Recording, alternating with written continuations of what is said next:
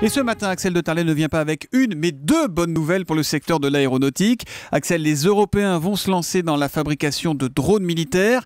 Et puis hier, Dassault Aviation a annoncé la sortie d'un nouveau jet privé capable de voler 12 000 km sans faire d'escale. C'est l'effervescence. Effectivement, Dassault veut rester à la pointe des avions d'affaires avec le lancement d'une version modernisée de son actuel jet privé, le 7X, qui est fabriqué à Mérignac, à côté de Bordeaux, et qui s'est déjà vendu à 250 exemplaires dans le monde en 7 ans.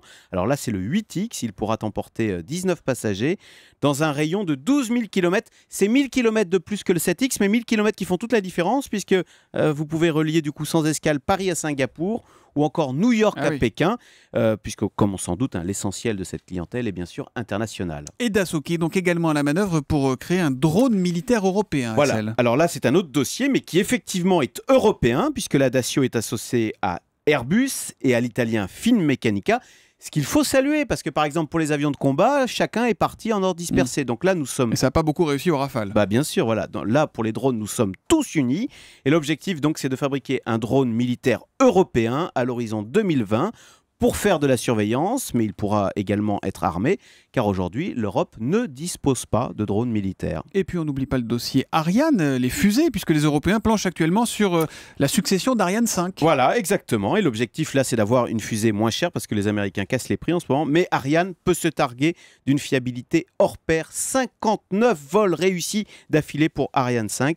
Et c'est comme pour les drones. On voit là concrètement comment cette fameuse coopération européenne nous permet d'exister, spécialement à nous Français, dans ce domaine stratégique qu'est l'aérospatiale. Stratégique parce que d'abord, sur le plan économique, ce sont des emplois très qualifiés, ce sont d'énormes recettes. Je vous rappelle que l'aéronautique est le premier poste excédentaire de la France, de notre commerce extérieur, plus de 20 milliards d'excédents.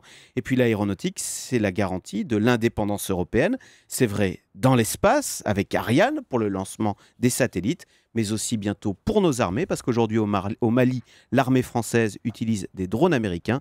C'est dire s'il faut se réjouir de voir la France et l'Europe, et grâce à l'Europe, toujours conquérante dans ce secteur crucial qu'est l'aéronautique. Et si le salut venait du ciel, Axel de Tarlet. Voilà. Le Zoom Éco tous les matins à 7h10 sur Europe 1. Demain, Axel.